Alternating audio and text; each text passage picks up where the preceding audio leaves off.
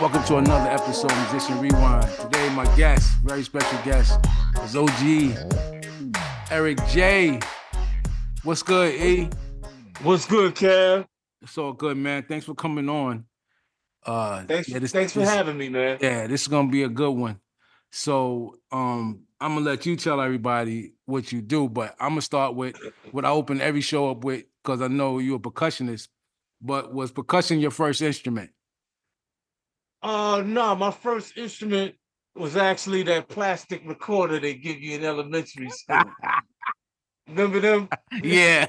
And I remember I tried to do a presentation. You know, we had like a thing in the auditorium, and I got up there and I played Hey Girl, Come and Get It by Van McCoy.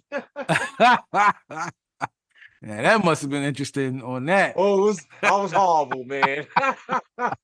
I was nowhere near the song, but I was just trying to stay in the pocket, you know. I hear you. But then my real first instrument was trumpet. Okay. And I took that when I was at a summer program when I was in 7th grade. And I did that 2 years in a row. So is that something you wanted to do, or like did you choose that, or sometimes they go, well, this is all we got left? No, I chose the trumpet because I was always a fan of mandrill. Okay. And, with that horn section that them brothers had, man. Yeah. I like that power, Cool. And so you played that how long? I played that for 2 years. And I gave it up when I saw a picture of Miles Davis. It was like a close-up of his face, and you could see the ring around his lips. and I was like, I really didn't want to have that, man. So I put the trumpet down. Wow. Okay. So after that, so now you end up playing percussion. Did that come right after that, or that's something you picked up later? Yeah, after that, I took up lessons for trap drums. Okay. And that I had know. a good teacher, Mr. Fennell. And he started us out with the paradiddles and all of that stuff. And I did that for a year. And then I got involved in a choir in 8th grade. In my music class, my music teacher, Miss Miller, had a choir. And I was the only boy that raised his hand when she asked who wanted to be in the choir. And everybody laughed. And I was like, why y'all laughing, man? I was like, half the record shows, most of the record shows listen to is dudes singing, Right. Yeah, so I was with the choir for that semester, that 8th grade semester. And then I kind of got discouraged from singing because we were rehearsing for a recital. I hit a bad note, and the way the teacher singled it out was like, all right, first row sing, Right. second row, and then next thing you know, all right, now you three guys over there, y'all sing. And then it was like, okay, Eric, when we get to that part, don't say nothing. And I was like, So that kind of discouraged me from singing. And then I became an MC after, I started rhyming and stuff because you didn't have to be focusing on notes or nothing like that, rhyming. Right. Okay. So so let's jump into that. So you leave the instrument and singing, and okay, we in the early days of hip hop now. Right. So what got you into that? Well, I went to a party in November of 1978, and it was after a basketball game at my school, and when the game ended, everybody started going to the cafeteria, and I was like, "What's going on?" It was like, "Yo, there's a party in there." So I ran down to the lobby of the school. They had payphones, and I called my mother, and I said, "Can I stay for this party?" And she's like, "Yeah, it's cool. Just come home by midnight." I was like, "All right." So I went into the into the cafeteria. They had it all cleared out. There's about, I say, 300 to 400 people in there, man, partying hard. And down front, the Collins brothers was set up, and I was like, the first time I heard somebody like with 2 turntables rocking beats, just the break beats. That's all they played the whole night. Right. And they had 3 MCs, Wayne Will, Kenny J, and Papa Do Jam. And them cats was just killing it, man. And I was mesmerized by the sound system. I just watched them the whole night, and I was just picking, feeling the crowd because everybody was doing the spank at the time, and I was Right, like, right, oh man, I ain't never been to a party like this, man. I've been right. to a lot of parties, but nothing like this. Yeah. So So the what, next like, what year we talking about? Like 1978, it was seven, November, yeah, November of 78. 78. And again, I didn't even ask, like, so what, where you from I'm from originally? I grew up in Bronxdale Houses in the Okay. Bronx, between Watson Avenue and Bruckner Boulevard. Okay. You know, we were there from 65 till 76. And that was like, we had the block parties early back then, man. Right. Yeah. Yep. We had before the DJ and stuff started, we had bands play. Right. Right. Yep. And yeah, and the bands used to come out every summer and set up like in the courtyard of the project. Mm-hmm. And you knew they was coming because they would roll out the barriers and set up a small stage. And as you know, as the sun would start going down, these cats would come out and start jamming, man. And I'd be right down front, man, right on the barrier, looking at the bass player and the drummer. Right. And, that was my thing. And then about 9 o'clock, my mother would drag us upstairs, and they still be playing. So I'd sit in the window and look out, and keep on watching what was going on, man. The cats was Wow. funky. So the party, where were you living when you party? Because you said 77. So Yeah, um this was before that. This was like 69, 70, 71. mm-hmm. We had the bands playing in the Right. projects. And Right. then after that, they once some of the band didn't set up, and I was like, well, what's going on, man? Ain't no band playing this year. But these guys came into the basketball court, and they told us, yo, man, y'all gotta stop playing ball, man. We about to set up. And they started setting up these speakers and stuff, and they started, they brought they turntables out. They ran an extension cord all the way from the basketball court to somebody that lived on the first floor of one of the buildings, and they plugged in there, and that's how they got their power. And then they started spinning, man. But wasn't no MCs or nothing like that. Right. Okay. So they was just spinning music. Yeah, they were just playing music, man. Right. A lot of James Brown, Uh-huh. Jimmy Castor Bunch, Sly and the Family Stone, all the good funky stuff, man. Right. So whenever there was music outside, like everybody would come out of the Mm-hmm. buildings and party together. Right. It was it was like a big family thing, a family affair. Right. And a lot of people, you don't hear them talk too much about that New York was broke and basically DC told New York, y'all can go somewhere and screw Yeah, yourself. We not yeah, sending y'all yeah, no money. yeah. They told New York to take a walk, man. That Right, was hard. exactly. Yep. I remember that when all the programs was cut in school and everything. And Yeah, again, a lot of times like things come out of that. People like, well, we're gonna find something to do. yeah, exactly, exactly. So Yep. we didn't see no MCs at that time. No, it was just Right, the DJs. right. So but it was a lot of fun, man. Because I remember everybody doing the bump Mhm. when Bertha but Boogie came out. Right, right. They played that record to death, man, and everybody be doing the bump in the Right, basketball court. right. Okay, so from then, so that's your introduction. You checking that stuff out. When did you get into to spinning? Well, after I went to that Collins Brothers party the Mhm. next night, I took my little record player and my two speakers and went in the basement and then turned on the green light bulb and made like I was doing like what they was doing. I wanted to do it so bad, Right. so it was just me and my sisters. They was dancing and I was playing music for them. Wow, And that's what's up. yeah. And I became a DJ when I met my boy Danny McQueen. Okay. Because he was younger than me. I was Hmm. like 14 and he was 11. And Hmm. he was hanging out with a crew in Mount Vernon that was like rolling thick, man. I mean, these dudes, they was called the breakout crew, and they had no problem Hmm. getting fighting anybody. They wasn't scared of nobody. Right. I met Danny through them because they were coming down the street one day. I was by myself, and Danny was with them. He's across the street yelling at me, "Yo, what's up, funny nut?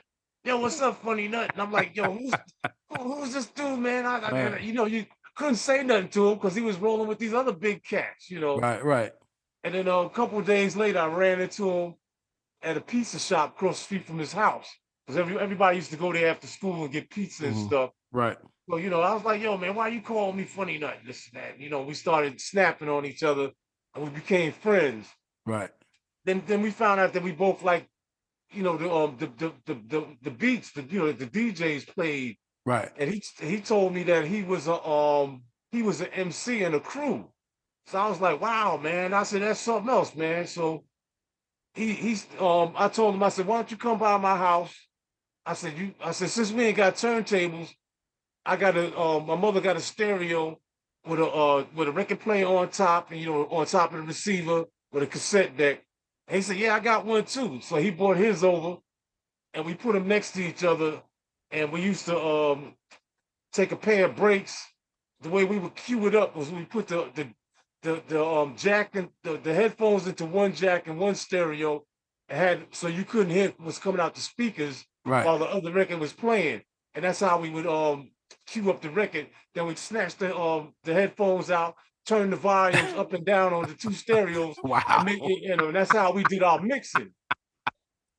That's how we got started. We know that's how we got familiar with the beats, and we got our timing together with two stereos and volume knobs. I tell you, back in the day before the technology, people did what they had to do to make it happen. Man, that's a lot. Yeah, because I even heard stories about Bambaataa doing parties where they didn't have a mixer, right? And he would be set up on one side of the gym. Cool D and Tyrone would be set up on the other side of the gym. And when Bam was finished playing his record, he would turn on the flashlight so they knew to bring their record up. So they were back and forth like that all night. Wow. Yeah. That's crazy. Uh-huh. Yeah, for anybody that might be maybe younger and don't understand, in the era he's talking about, New York was loaded with gangs too at the time. Yeah. When we came up in Bronxdale is where the Black Spades started. They had their first division in Bronxdale. Monk and all them guys was there. Spider. Oh man, them dudes was something else, man. And they started in section 1. And Disco King Mario lived in section 1, and he was down with the Spades, and he was DJing. He was bringing his system outside, and that's how we was getting music in the project, because Mario was bringing out a system. Right. And Cool D and Tyrone used to spin with him. Cool D and Tyrone had the system, and Mario had I guess he had the records and stuff that they wanted to hear, and they knew what the younger guys like us wanted to hear. We wanted to hear that funky stuff that you didn't hear on the radio. Right. So they catered to us. So in the Black Spades, man, they was no joke, man. You couldn't come into Bronxdale without permission if you didn't know nobody. Wow. Yeah, they had it on lock. Me being from Queens, I wasn't familiar with any of that, because we had Skulls, Crowns, Jolly Stompers. Everybody had their thing happening. 70 Mortals, Yeah. So, and that's my elementary, junior high school years. And so I ain't know nothing about the Bronx, until I started playing, and it's when I started traveling around. So, okay, so when did you get into when did you get your first real gear, you got your mixer, and you really started doing your thing? Well, there was a guy named Dexter Gervin, and he was in a crew with Playboy Snapper. And Snapper was older than us. Matter of fact, yesterday was Snapper's birthday. He turned 80. Okay. Wow. And he used to, and Shout Snapper out used to Snapper. He used to have a van with his name on the side and the whole thing, and he had his sound system. He used to go around. So Dexter heard that I was doing stuff. Right. So he invited me to come to a party in the basement. So me and Danny go to this party, and these guys are down there. They so-called call themselves DJs and whatnot. They had a nice crowd, and they said, and Dexter said, "Yo, man, let Eric and Danny get on the set." So we took turns on Catch a Groove, and them guys didn't know what the hell we was doing, man. We was cutting for real. Right. They were just playing records, and the record going off, they blend another one in. Right. So they blended. Yeah, and we went straight in and started cutting the beats, and they were, and that was our first jam, was that basement party. And so it's interesting you say that, not to Yeah. cut you off, that people need to understand, like, people go, they're DJ, but like you just said, there's the one who blend and just Yeah. keep the music going, but then there's the cutting. So there is a difference Yeah, there's a that big whole thing. difference. Yeah. Yeah, there's a big difference. Cause at that time, like most DJs, they played to the crowd what the Right. crowd wanted to hear. And a lot of guys that I seen would just, as the record was getting ready to fade out, they would bring the next record in. They wasn't even Right. really mixing like that. Right. That's pretty much how they was doing it in the clubs. Yeah, And not even, again, not even the clubs where they was playing hip hop, but say like at that time, Ecstasy, in Studio 54 and them, that's what they did. They yeah. blended. Well, we used to like, the breaks on the records, because we used to call it the get down part. Hmm. Because you have a song playing, and then it gets to a part where everybody drops out and they get a drummer song. Hmm. And and we focused on that part of the part of Right. the record where they was giving the drummer some, or the bass and the drums, or the bass and the percussion, and we like to keep that going back and forth. Right. Yep. Cause all the times when the DJs in the park in my teenage years, that they were cutting. They was cutting that stuff. Yeah. Yeah, and we was all young boys. Yeah. We was like, I was like 14 when I started DJing. Wow. Me and Okay. Danny, we were and Right. when we did that first basement jam, the next night, I asked Dexter, could I borrow the DJ equipment, because my sister was having a birthday party Hmm. at my mother's house.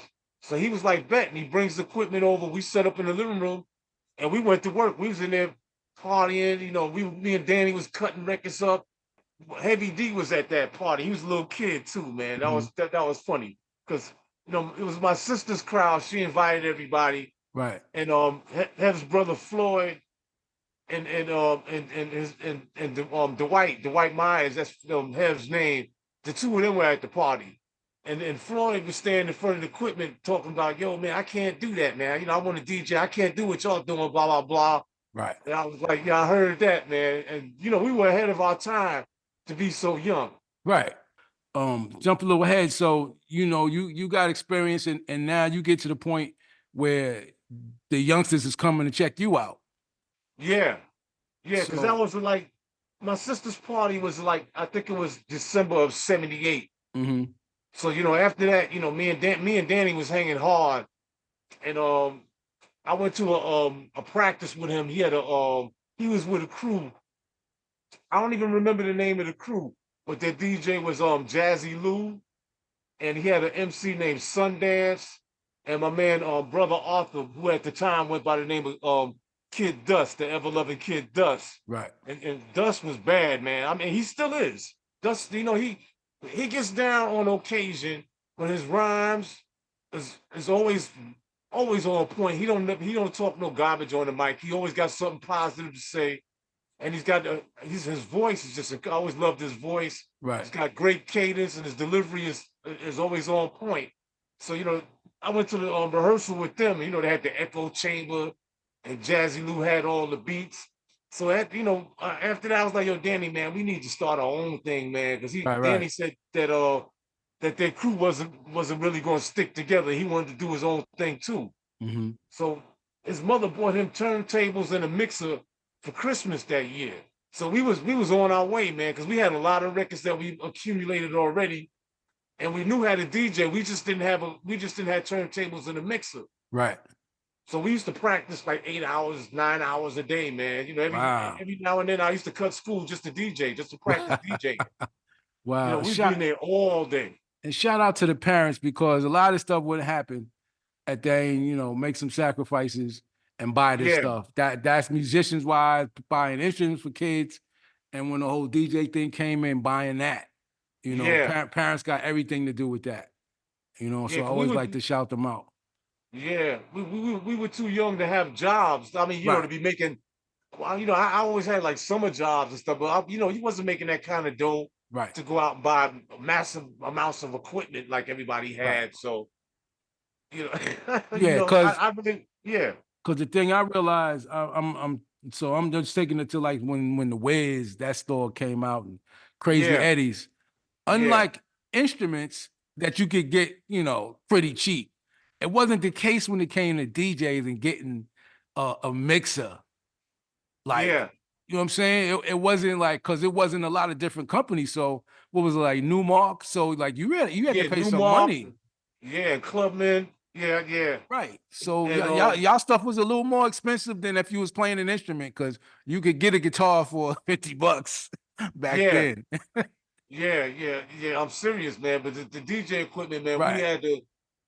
we had to really, I didn't get my first set of turntables to 1982, and I was going around, Mhm. I was doing a lot of parties, and Right. we used Danny's equipment most of the time. And a lot of times we'd be special guests at people's parties and get down on their systems. And in '82, I had my own crew, and I had five MCs. Okay. And And that, is these that the ones that dudes, y'all recorded? Is that the group that released the record? Because I believe I saw a video. Is that the same group? nah, Okay. nah. Those guys were actually from another group called Touch of Class Disco, Okay. and they had the fifth rap record to be recorded.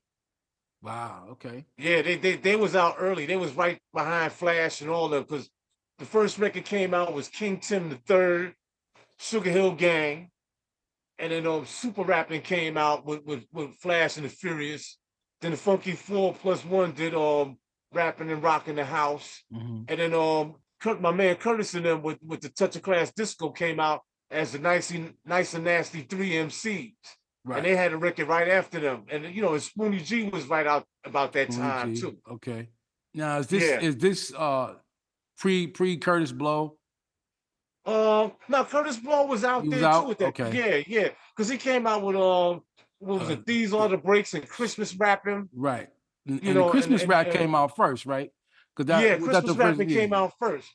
Yeah, we used to And then the spin that breaks. all the time. Yeah, We because used to then the cut the breaks was a beginning and yeah. let our MCs rock off of that. Yeah, because the breaks, I believe, was like his first really big record. Yeah, that was a smash for him. Yeah. Yeah. Yeah. And but the guys that I'm talking about, that I had the five MCs, Hmm. they bought me equipment, man. They Wow, chipped okay. in and bought me two turntables and a mixer, man. My first set. Nice. I can't thank them enough, man. To this day, I'm in contact with the ones that are still around, and I'm like, yo, man, I still remember that, man. Yo, give me them turntables. We had a rehearsal, and I went over there and they had it set up. And at the end of the rehearsal, they was like, yo, E, you can take that home. I was like, what do you Wow. mean? They was like, yo, that's yours. That's what's I up. was like, wow, man. Y'all respect my skills that much that you bought me some equipment. Yeah. And I know me and you talk, and I just want people to realize I find out so much history because you're only gonna see so much in the media. They're gonna focus on maybe some of the bigger names. I said, but when I talk to you, I get the real history Yeah, of the early days, yeah, and I kind of think that's lost. I'm it hoping is. because I'm even wondering with the hip hop museum, what opening is it next year? Um, Are I'm they not are they sure still what on the actual schedule? opening. Yeah, because I know they do stuff there, because Yeah, they've been throwing a little events here and right. there, and But even with yeah, that, I'm wondering, are they really, what I'm saying? Are y'all really gonna get into the history, or is it just gonna be the same big name, yeah, I thing? know, yeah, You know what I'm because saying? Because Cool Herc, we know he gets the credit, but like you said, when you talk, you can go, yo, I could predate Cool Herc. yeah, You know what I'm definitely, saying? And definitely. and people don't talk about that. They'll go, oh, it started here, but we all know that. Yeah, but it was something before that. Yeah, because they say August 12th, '73 was Kool Herc, was the day he started hip hop Mhm. with his party. But what happened on August 11th of 1973? That's what What I'm were they saying. listening to then? Right, You right. know, And Cass was so doing it before Herc. He had to before go, that, exactly. yeah, because he'll even tell you that he used to go see DJs like Smokey and Smokatrons and them get down. And Smokey was all about the breaks, man, back in the Right. day. And that's what I'm And saying. That's the history yeah, that don't get told because they'll elaborate on because maybe what he did was big. And so everybody just jumped on that, opposed to yeah. like what was going on before that. Yeah, exactly. And I just had the pleasure of meeting Smokey for the first time last Uh-huh. month. There was there was a jam in New Rochelle, and DST did the sound system. He had the stage out there, and everything was it was it was cranking out there. Mm-hmm. And they had brand Nubians perform, but yeah, nice and smooth perform, and a whole bunch of local acts perform. Right. And we were just hanging out backstage, and it was like, "Yo, man, that's Smokey sitting right there." I was like, "Wow, man!" You know, DST invited him to come down, so Uh-huh. Smokey was there, and Trixie, that was one of the first break dancers that was at Herc's first party. He Wow. was Okay. there. There was a lot of real pioneers there that day. Yeah. Yeah. And so again, even with that, the culture, graffiti, a lot of that gets lost now. They, Yeah, they don't focus on that, and that's all part of the culture. yeah, That's why, that was my thing. I wanted to talk to you because I'm like, yo, it's no different from Motown. We never get the whole story. yeah, exactly. They're gonna promote who they want, but then you gotta hear from some of the people that was there, and you go, well, I never even heard of them. I go, Yeah, exactly. It was exactly. so many people that dealt with, that was part of that. And the same thing in hip hop. That's why I'm wondering, how deep is the museum gonna be with that? Yeah, and that's a very good question Yeah. because it's government money that went into putting it together, and they got the people that I see that's involved in it got their agenda of who they want to promote. Right. That's So what I'm a saying. lot's going to get left out. It's just what I'm saying. Yeah. And to know that Bam was there in the early days, Hmm. but usually only because he's telling the story. Or, Yeah. or or they would easily not even be talking about him. Yeah. Exactly. And with Bam, he even got his start. He did his first party because he didn't have equipment. He borrowed his equipment from Disco King Mario, See? and Mario was the one that got the venue for him to play at. See? And I know with him, some of the DJs, when they got invited downtown, that's what kind of, you know what I'm saying? So now they only gonna talk about that person. Oh, because we know this one. And so Yeah. they started giving to, oh, this guy in hip hop. So people think, oh, he must have been one of the early pioneers. It's like, see, that's the problem. Yeah. That's I the don't know the whole problem. story. Yeah. And the thing is, a lot of these guys are still around too. And Right. it's like, you can just pick up the phone and call them up, say, yo, I want to do an interview. But a lot of people got an agenda where they don't want that story told. Right. That's what I'm hoping there's a section of the real and but beginning before, because it's like, look how many years there were before anybody recorded anything.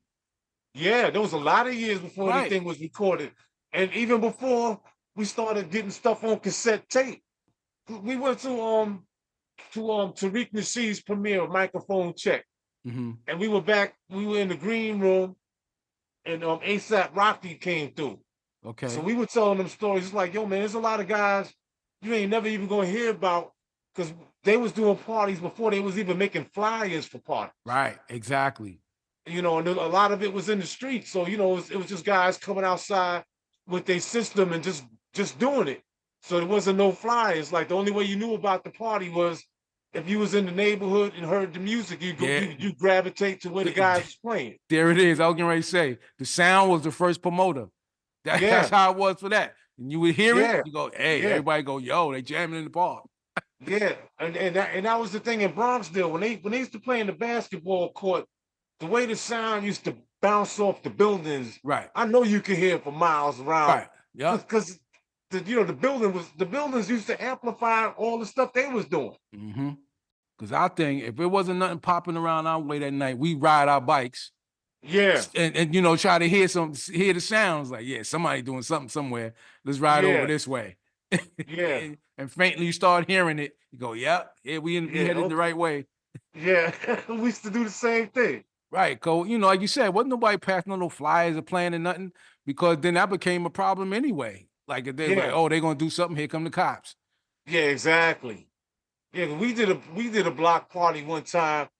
Me and Danny and Floyd Myers, Hev's brother, and we played at a park across the street from Danny's building called the Rain Park. Hmm. So we come out there, we set up, we jacked the electricity from a maintenance a maintenance building, a small, you know, one of the maintenance Yeah, sheds, yeah, maintenance and shed. we Yep. we jacked the electricity from there, and we start playing, man. And we taking turns getting down on the wheel.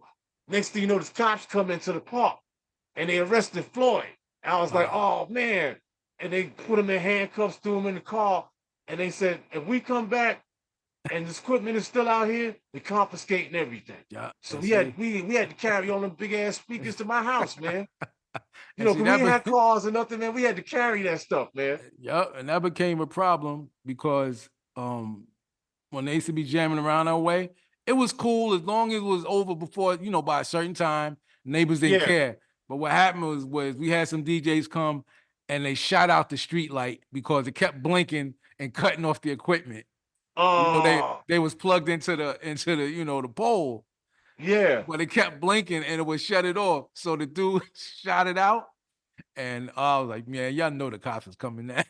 Yeah, you know the cops is coming now, So man. they showed up, man, and they shut it down because of that.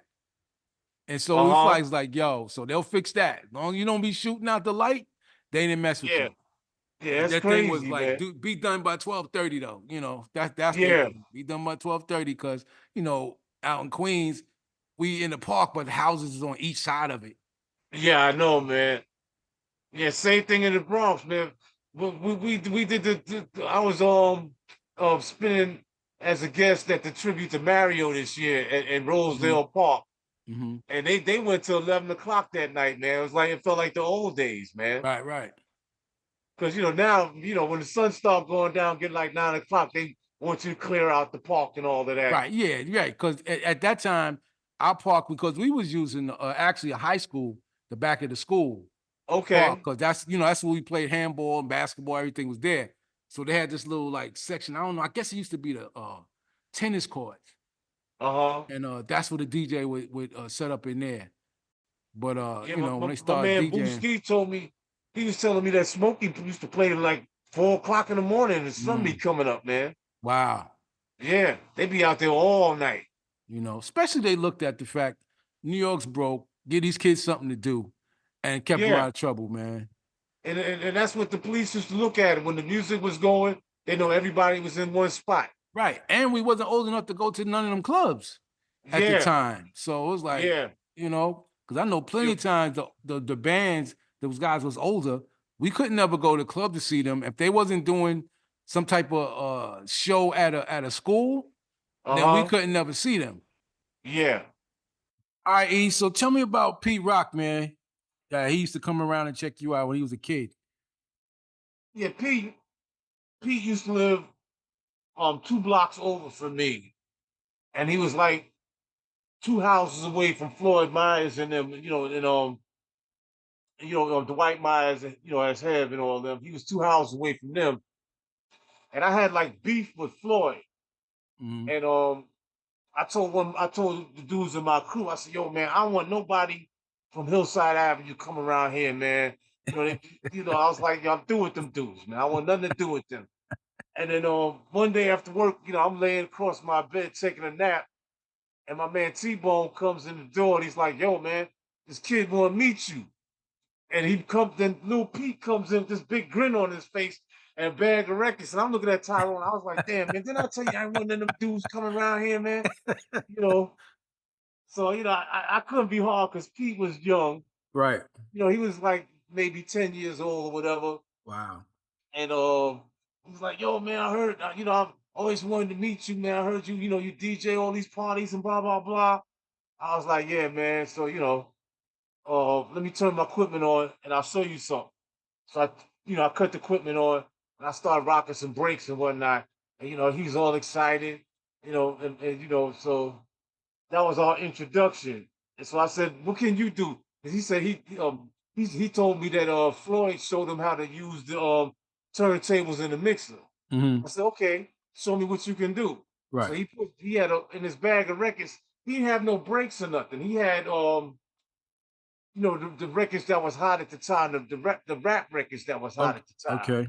So he gets on and he starts spinning, and he couldn't cut a scratch, but he Oh, could okay. blend. Right. And I mean, his blends was perfect, man. This guy really had an ear for music. So I was like, oh man, that's cool, man. So He started coming around every day after that, man. I'd be coming home from work, he'd be sitting outside the crib, you know, Mhm. with his bag of records, and I'm coming down the block, he jump up and start waving. I said, "Oh man, I can't believe this guy's here already, man." Like all I want to do is go home and chill. I just got off work. So, I bring him in, turn the equipment on, and let him, I do Right. some stuff, he do some stuff, and I let him work out some stuff. And we make tapes. And and I would show him all the beats, because I have all my crates and everything. I said, "Yo, this is this beat, this is that beat, blah blah blah." And I would play him tapes because I'm a collector of old school tapes from the parties. Okay. I had crazy flash tapes, Zulu Nation, touch, everybody had Touch of Class, Right. had DST tapes at the time. WizKid was my friend, so I used to have a lot of tapes from him. And I had tapes of my crew, and I'd play him all this stuff, and he started learning the names of all the different crews and all of that. Dude, that stuff's gotta be historic now, man. Yeah, it is. It Wow. is. I put some clips up on my I have a YouTube channel. Mhm. It's 718XAD. If you Okay. search on YouTube, you can find my channel. Right. Just search 718XAD, and it'll come up. And I got Flash and them up there at the T Connection. I got Wow. Theodore and Fantastic Five when they first started at the T Connection. Mhm. I got Zulu Nation. I got some Zulu Nation stuff up there, and a couple other things. And I'm gonna put some more tapes up because I got tapes of MCs that were like that influenced a lot of people that Right. people don't know about, man. Right. Like Hush Hush and them. I got Right. tapes of them. And, I got I must have like 200 different parties on tapes, at least. Wow. At least. And, See, and and I that got a kind of friend. stuff, even if they were to Yeah, transfer the audio to something, that's the kind of stuff when you walking through the museum, you should be able to press a button yeah, and you know what I'm saying, and hear the early days, yeah, and see how all this stuff really started, man. yeah. I even got a Dr. Rock and the Force MCs. They wasn't the Force MDs at that time. They was just the Force Wow. MCs. It was Stevie D, Mercury, and Right. K1, and Okay. Dr. Rock was the DJ. And Wow. yeah, I So knew wait, were Dr. they Rock. were they spitting in or they were singing? Yeah, they wasn't singing. I mean, Really? they had routines where they was singing. Oh They would do wow. like they would make routines like out of a Michael Jackson song and this and that, but they were MC. Wow. See, I didn't know that. Stevie D. Oh man, I used to love Stevie D, man. This dude used to rip the mic, man. Wow, I Well, didn't know long that. before they started, when they Yeah. came out as singers, I was like, oh man, that ain't the Force MCs I know, man. Right, It's see? like And wow, I I was and I just never even heard them talk about that because I played with them for some shows, okay. and only one that wasn't there was Mercury, so, we already know what happened with Yeah, that, but everybody yeah. else was there. I had no idea that they, Them boys, them boys was bad. I remember they came to the T Connection and they killed it. I was like, wow, these dudes is from Staten Island. I And was then gonna say, yeah, pre-Wu-Tang. yeah. And I met their DJ, Dr. Rock. His name was Roger. Me and him was cool. We was cool friends. And I went to his house out in Staten Island. He took me in the basement and showed me his system. I was like, I know you the man out here looking at this system. So they was doing their thing as DJ, as MCs back then. Right, right. Wow, You know, man, you know when they and there's some history but I didn't they know. always they always had their routines. Always had like songs, like Right, Cold Crush would take a song and turn it into a routine, and with their rhymes and whatnot. The Force MCs was doing the same thing, but they had better voices than like right, Cold Crush and all of them. So right. when they started singing, they sounded great, man. I wasn't Yeah, surprised that they made the transition from MCs to singers. okay. Yeah, Wow. Yeah, well, like but I but said, there's Stevie some D, history. that's one MC that a lot of cats would not battle. I know that for a fact. Wow. Yeah, he was nasty on the mic. You Well, know. wow, that was a drop of some history right there. Yeah, So yeah, now let me ask you, like, how did you go? Because like when you were saying Pete Rock was musical, that's why I love his production. He does have that ear. Like he's yeah. more musical when he And and does and his stuff. and I attribute that to the way he used to blend records. He could blend Right. anything together, And when you listen to his productions, it's Right. like he's DJing. Right.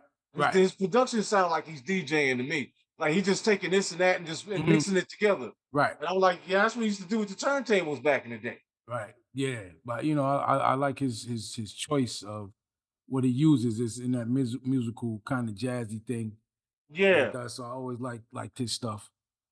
But definitely, like you said, more of a musical blend yeah, thing yeah. And not too than many cutting. cats, not too many cats know music like that. Hmm. Especially with these producers and stuff, man. It's Right. all about just having an 808 beat and the Right. hi-hat. And Right. it's like, and it sound like the keyboard sound like a cat pulling at a ball of yarn, man. It's like, come on, man, are you serious? But for guys like Pete, DJ Hmm. Premier, Jazzy J too from Zulu's Jazzy's one of my favorite producers, man. Hmm. His beats, Jazzy's beats sound like B-boy beats to me. Okay. And and then Dr. Dre, with the funk, he liked the funk, so that Hmm. comes through. Right. And Right. Right. I used to always tell Pete about P Funk, man. And Hmm. when Dre came out, he gave me a ride somewhere one day, and he said, "Yo, man, you wasn't lying about Parliament, man. Look how Dr. Dre." I said, "Man, I've been Yeah. telling you from day one Yeah, about Parliament." man. That's Hmm. the West Coast, boy. That's I don't think they Yeah, want nothing over 96, 98 yeah, man. BPMs. That's They as fast love as the they funk. want to get. I was like, Yeah, cause they got that whole different groove out there. And it ain't about being fast. They're like, nah, nah, they we keep laying us in the around it. cut. Exactly. Hmm. Yup. That's they always favorite the P Funk out there. Yeah. That's what's And, up. and and Roger Troutman and Zap, with the Mm-hmm. vocoder, Yep. that. Right. Especially for them to actually have these cats on doing the records with them. Yeah. Oh And yeah.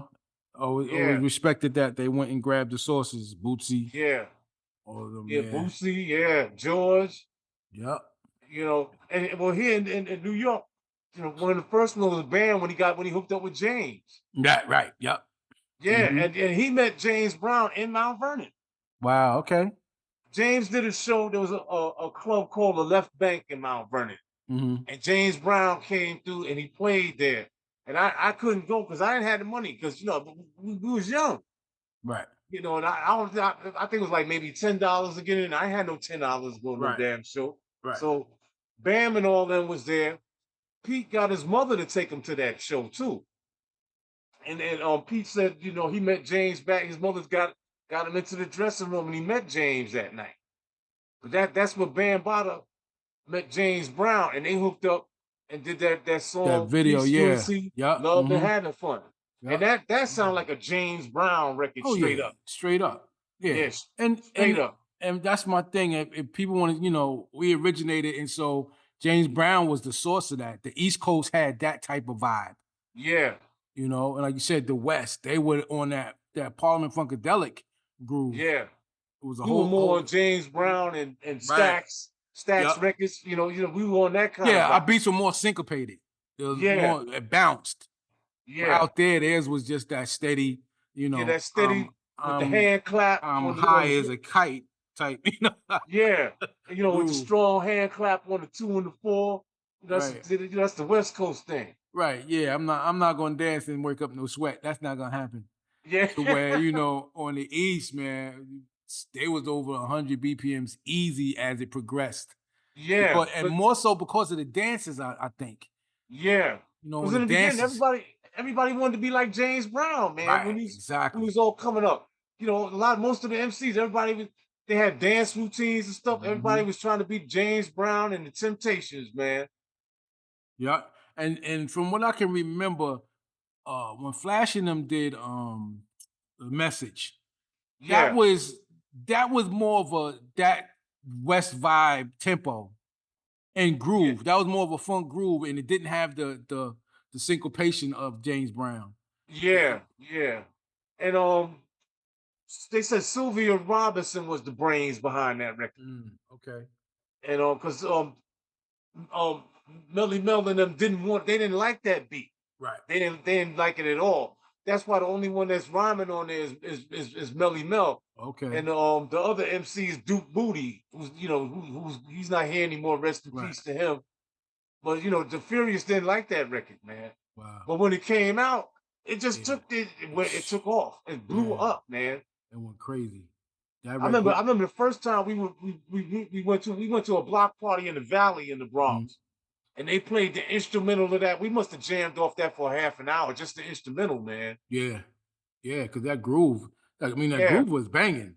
yeah, That pocket, especially if you play, and again, I think that attributes to the fact that they used a live band to record with Sugar Hill. yeah. Oh well, Keith So, LeBlanc and what's his name, the bass player? Doug Wimbush. Yeah, Doug Wimbush. Oh, Hmm. them dudes is ridiculous on the. Right.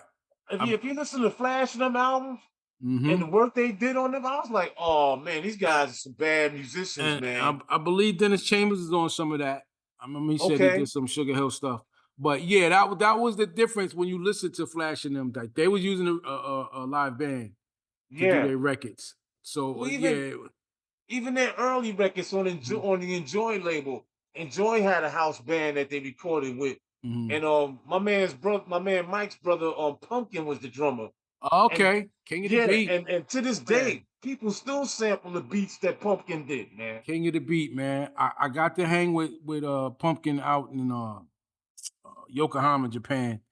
He was Okay, out there with a band that came behind us. Yeah, man. He was a cool dude. I was really sorry to hear about him passing.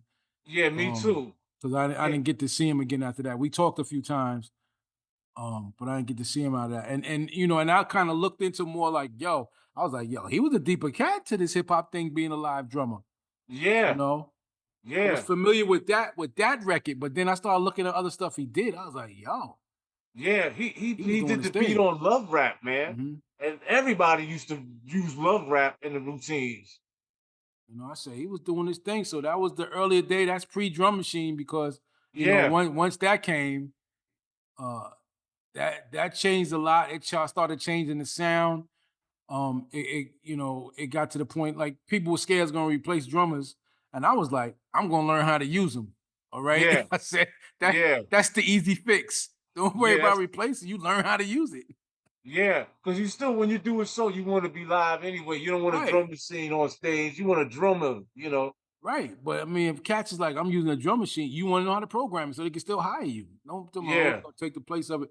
Because the thing about I always said about acoustic drums, they're gonna always sound the same. I yeah, said so when the drum machine came out, different sounds and snares was happening. I yeah, was like, I said, so for somebody who's producing is like, a drummer got to be bringing 5 or 6 snares to get what I want. When yeah, this thing could give me options. yeah, So I said that's what changed that whole thing. yeah. And what I like is when I go to DC to see the go-go bands. Um, my man Stomp Dog, man, this dude, Mhm. he's one of the baddest drummers down there in DC. Yeah, I was But gonna ask you that, man. Your whole love for go-go, like when did you get into that? oh well, I think well, I know the night I fell in love with go-go, we were at a party and DST played Trouble Funk's double album. He played parts of that, and I was like, "Yo, what is that, man?" With the Mhm, drums, the congos, and the cowbells going. mhm. I was like, "Wow!" And I fell in love with Go Go from there. And then me and WizKid, we used to anything that said was a DC that had a DC label. We bought them records, man. We got a lot Right, of Go Go records, and because there wasn't Go Go records. Distribution was kind of ill because you didn't right, get that much in New York. right. And I mean, that's one of the genres that's really exclusive to DC. Well, even Sugar Hill tried to expose a lot of people to go go because they Mhm. signed Trouble Funk and they did Drop the Right, Bomb and Pump It right, Up and all of that, and those records took off. right, But the record labels never knew how to handle a go right. go band.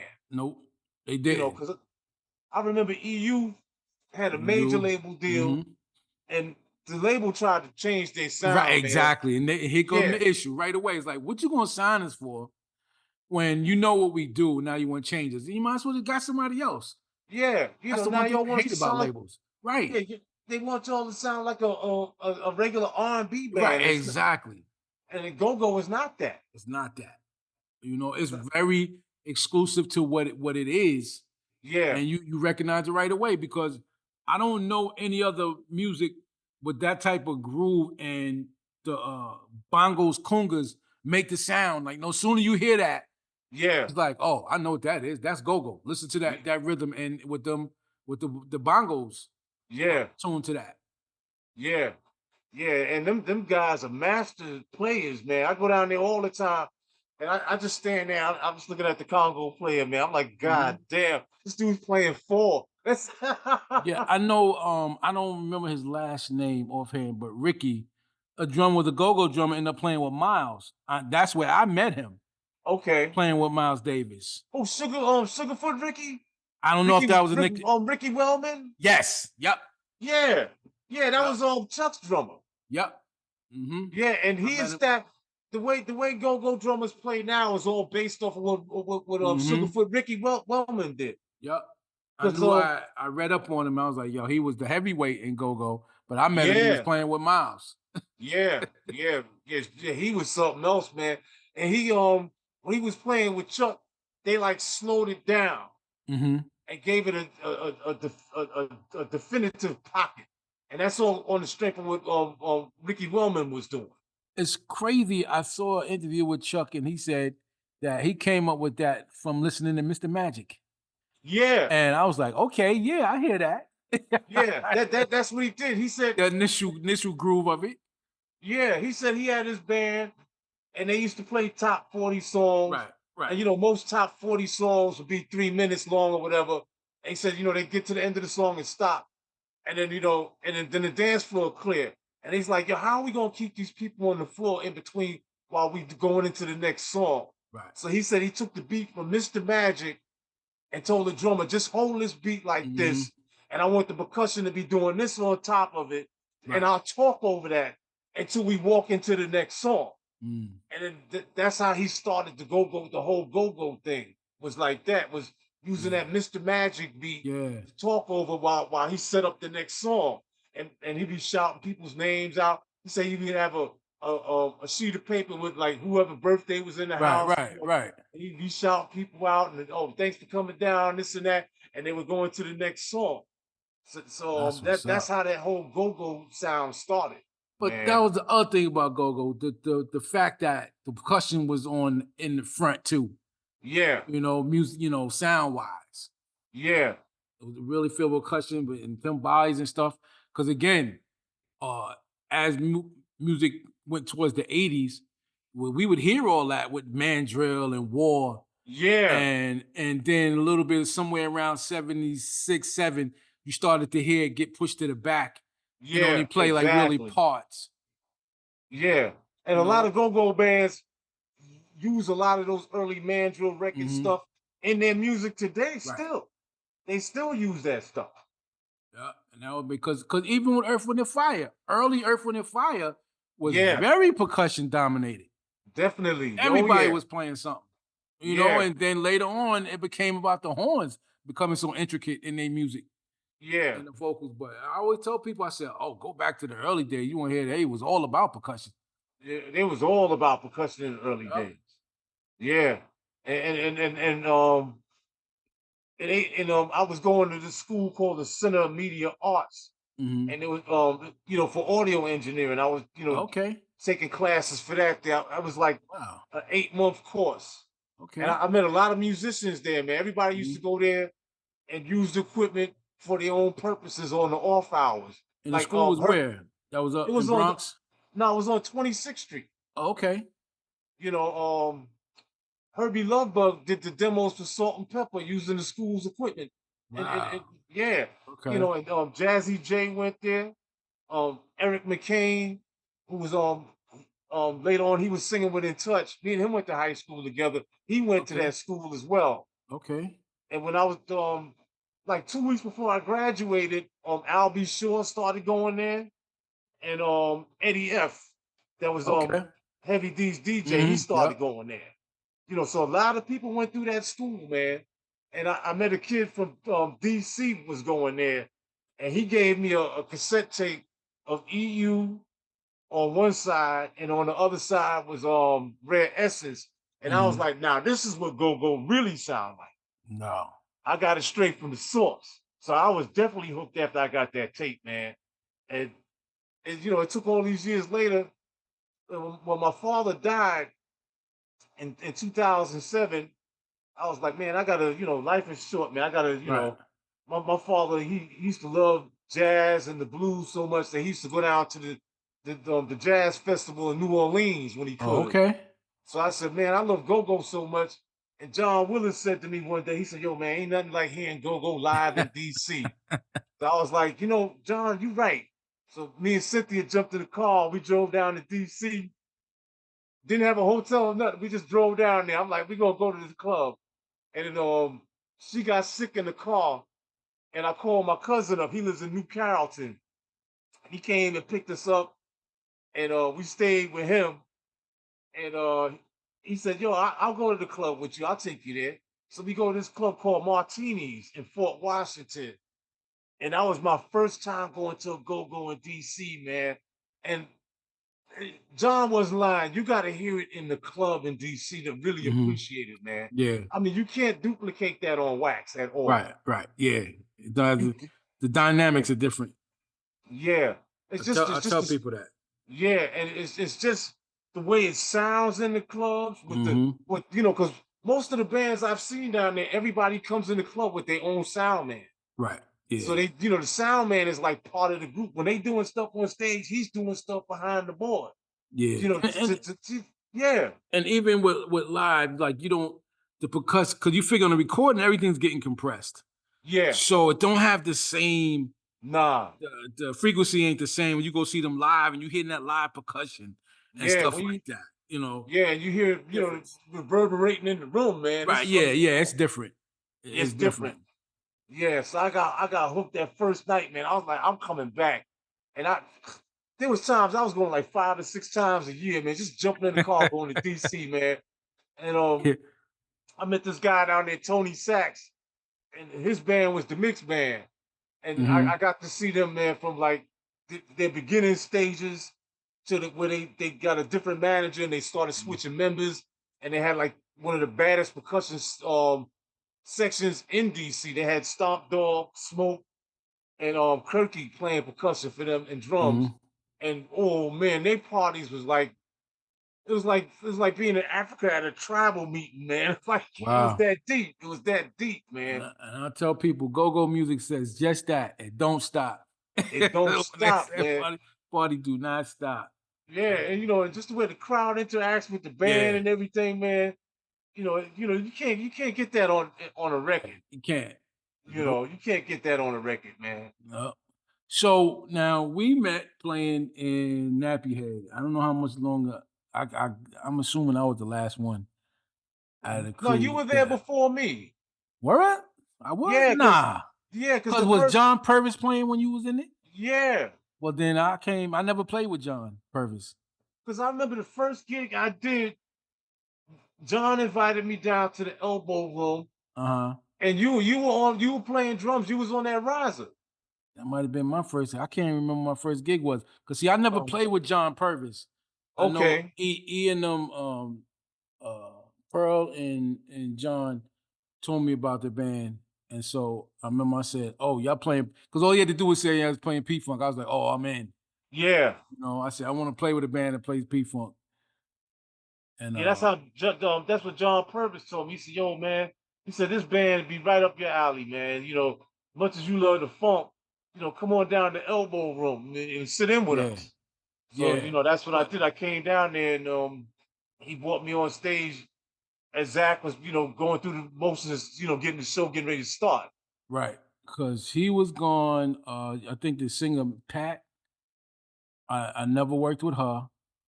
Uh huh. So basically, the setup that I played with was you, Zach, John, Andy, Pearl, and Prez. Right. But I would, I've seen videos of the other unit. Yeah. Yeah. Yeah. So yeah, I Yeah. enjoyed Nappy Head. It was an experience. Put it like that. Yeah. It sure was, man. I said, I said, this is this has got to be as close to being on tour with George as possible. Because, Yes. oh man, them shows was too much, man. Ooh. I know one thing, it built my endurance back in. I think the first show at the Funky Fish, when I went home, my body was killing me like I was at the gym. Oh man, I know I the was like, feeling, I was man. like, man, I said, I haven't had to play like that since Nona Hendrix. Yeah. That I was like using that kind of energy. But Wow. but by the next time, it was the norm. You know what I'm Yeah. saying? Because I would laugh. I tell people, I said, hey, if we played under 2.5 hours, we going, why was it so short? Yeah, exactly. It's like, yo, man, it's kind of early we going Right, home. You know, right. like, yeah. Exactly. 'Cause and them first gigs, I wouldn't have no voice for like 2 days Oh man. until we started really working out the dynamics of what we were Yeah. supposed to be Yeah. doing. Then it got comfortable where I didn't have that problem no more. Yeah, because I think the first 2 gigs, man, I went home, I couldn't go to sleep because my ears was like ringing like crazy. I said, Yeah, okay, I gotta use something to protect my hearing. 'Cause yeah. And that's then loud. yeah, then we kind of like zoned in and got everybody Mhm. playing at the Right. right levels and stuff. Yeah, Because exactly. when you in the band, the first couple of times, everybody just playing hard and Playing whatnot. hard, yep. Yeah. So Yeah. once we got the dynamics under control, it was popping. Oh, yeah, we were murdering it then, man. Yeah, It's like man. too much. It was cool. Yeah. But tell me what you're doing now, man. I know like I'm honored to be producing some stuff and writing with you. And I Yeah. think we got some Me great stuff too. happening, man. Yeah, me too, man. Just I love the music you've been sending me, the production and everything, yeah, man. It makes it easy. yeah, I could just sit here and just write, you know, and just flow right on top of it like water, man. yeah. Because when we was in the band, I only knew you as playing percussion and you were spitting at some parts of the show. Yeah. And the more we talked, and I remember you sent me the video of the group you was in, and I was like, okay. I mean, Mm, I didn't know your background. And yeah. so, my thing is I always wanted to do hip hop, but I wanted to do like the old school, as they call it. I wanted to do what we doing. I want to do something I want to do. And like you was the only cat I knew. I was like, yeah, the only guy I know that could do that. It was you. That's why I approached you and was like, yo, I got some tracks and would you be interested? Because I know you could do it. Yeah. I'm glad you So, called me because I never thought about, people told me a long time for years, yo, man, you should be cutting records, man. You should be mhm, doing it. And I never saw myself as an MC mhm. like that. You Right. know, number one, I didn't at the time I didn't like how I sounded on the microphone, compared to all the guys I used to Mhm. be around. I was like, Right. yo, man, these dudes is dope. But after a while I got really comfortable with my voice. Right. And then but then when you said you was doing the music and stuff, I was like, yeah, why not? I was like, Right. why not? I mean, all the rest of these clowns is making records and they ain't saying nothing. Right. Ain't And you made and that's the yeah, thing, content. That was also my thing. And I always said I can't complain about what these dudes is doing if I ain't doing nothing. Because, yeah, if I'm like, I can't go, yo, man, that stuff is whack, or they always talking about violence and stuff. Well, if you ain't making nothing that's saying something different, I need to shut up. yeah. So I You was like, yeah, okay, that you gotta have something out. So people go, yeah, what you got out? I'm glad you asked. yeah. Because all the MCs I used to be around, like there's a brother, he lives in Virginia now. His name is Mm, Trevor Crooks. He goes by the code of T Life. uh-huh. And this dude, man, his writing skills, the only one I used to compare him to was Rock Kim.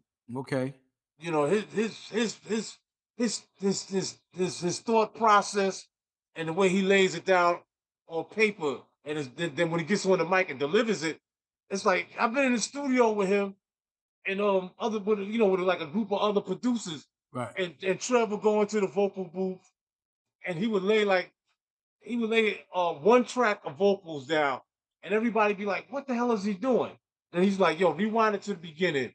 Give me Mhm. another track." Right. And then he start filling in the gaps, and everybody's like, "Oh shit!" It's like it's like Right. that's the kind of guys I appreciate, man. That Yeah. when they rhyme, they make they make you dance and they make you think at the same time. Right. And that's what I want. And so, I was telling a partner of mine about that. I said, see, some of the old school rappers, they need to be making music, but still do what they do because there's an Yeah, audience for that. yeah. There's an audience for There's an that. audience for that. I said, but if you're not making nothing new, Yeah, I know. then that's the problem. I said, y'all got the skills. Yeah, And that's the thing I said, because we can't keep talking about I'm so tired of what these young dudes is doing. I'm like, then you need to be doing stuff. Because if you even know any other cats, man, that you would want to grab, yeah. let's There's let's a couple. There's a yeah, couple. Yeah, let's get something under them, man, yeah. and do this. Like I was just talking about T Life. I would love to get him on the track. Hmm. My man, the Flyers Booski. He used to be in the Infinity Rappers with DST's crew, Hmm. and there's a couple of guys around, man, that I still stay in contact with that Because that can flow. I, And I I just think if they put something new out, man, it'll energize people. They go, yeah, yo, what's the name? Them got something out? yeah, exactly. So when Yeah, you do a show, them people gonna come to that. It's like, yeah, yo, I'm going to that. yeah. I want to see this, man. Yeah, word up, because these guys ain't playing. Right. And I think that's what's missing a lot of times. Like it's not about competing with what these other guys is doing. It's like I said, Hmm. it's like, yo, our generation will come out to see stuff if we doing it. Yeah, That's what they want to go see. And nobody's like, man, I don't want to go see these dudes talking about shooting each other in the chest. Well, I don't want to see yeah, that. yeah, So that's the thing. I just think a lot of, the cats worry about that instead of like, yo, y'all still can spit. Get somebody start doing some tracks and do it. Because even if it's your clique, then that's what you cater to. yeah. Exactly. Because a lot of people try to cater to the youngsters. I was like, man, leave that alone. Let Yeah, them have that. exactly. That's their world. Let them have that. Yeah, and and a lot of guys don't realize, man. You got to look at yourself we're older, Right. and the younger guys got their thing, and Right. that's cool. Yep. But you got to do what you got to do, man. I mean, you do Yeah. what you do, and I've been telling a lot of MCs. I say, yo, don't ever let anybody tell you too old to be making rap records or whatever, because Exactly. your voice is your instrument, and it's Right. like, who gonna tell you don't use your instrument no more? That's like Right. saying that UB Blake was keep playing the piano too, and he's over 100 years old. Right. And you always got something to say. That's the Yeah. thing. The stuff that's going on in the world, you gonna tell me you ain't got an opinion, you ain't got something to say about it? Oh, you That's what got that all of right. that's about. Yeah. That's what that's about. And why shouldn't you be mad? Like you said, why shouldn't I be making the record? According to who? Exactly. According to who? Exactly. And Yeah, that's because that's the difference, man. yeah, I think, don't let these people tell you too old to be Right. rhyming, man. Come on. It's like if Yeah. it wasn't for you, these dudes wouldn't be Yeah. rhyming now. Exactly. Exactly. And the same way kids got turned on to vinyl and going crazy, if a lot of these cats get back and make records, I think they'll listen to it because it gives them something else. Yeah. It's like, yo, you hear what my man is saying? Because they've been hearing that same stuff since they were, a certain age. Uh-huh. That's why I was 'Cause- like, I was like, yo, vinyl's up over 100%. Because these kids are like, yo, listen to what that sounds like. That's crazy. But Yeah. yo, E, man, we got to get out of here. All right, man. And thanks for coming on, man. And I want to thank everybody for listening to another episode of Musician Rewind. And we're going to check y'all out on the next one. All right, peace. All right, E. All right, peace, my brother.